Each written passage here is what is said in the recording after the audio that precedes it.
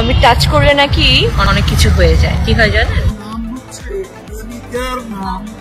ওবায়দুল কাদেরকে ঘুম পাড়িয়ে তবেই ফিরতে হতো বাসায়। অভিনয় দক্ষতায় দর্শকদের মনে জায়গা করতে না পারলেও কাদেরের মনে ঠিকই জায়গা করে নিয়েছিলেন তিনি। শুধু ওবায়দুল কাদেরই নয়, আওয়ামী লীগের অন্য নেতাদের সান্নিধ্যে রাতারাতি কোটিপতি বনে যান অফসাইডের এই নায়িকা।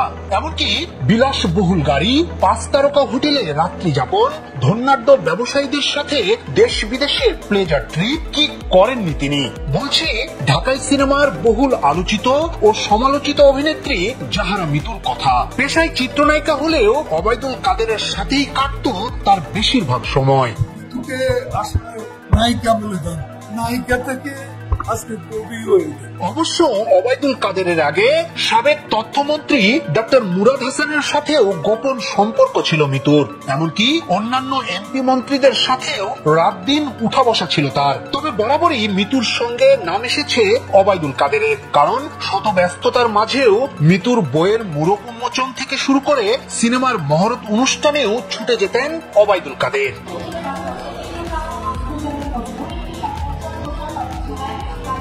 রাজনৈতিক নেতা কিংবা ধনাঢ্য ব্যবসায়ীদের সাথে দেশ বিদেশে ঘুরে বেড়ানো ছিল জাহারা মিতুর নিত্য নৈমিত্তিক কাজ।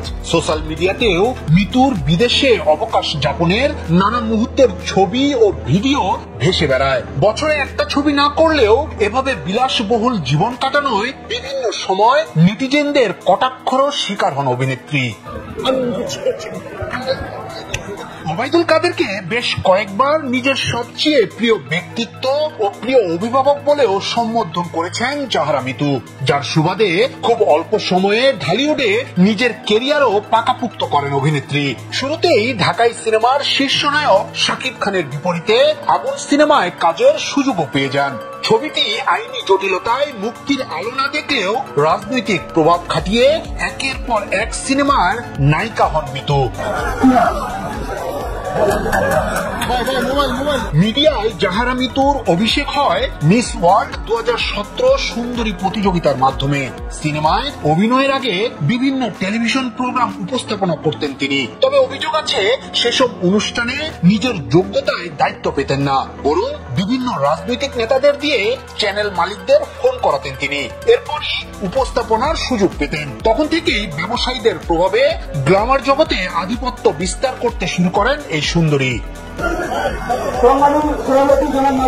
ছাত্র জনতার গণ অভ্যুত্থানের মাধ্যমে শেখ হাসিনা সরকারের পতনের পর জাহারা মিতুকে নিয়ে নানা রকমের মন্তব্য করছেন দর্শক। যদিও এসব সমালোচনাকে তুড়ি মেরে উড়িয়ে দিয়েছেন অভিনেত্রী।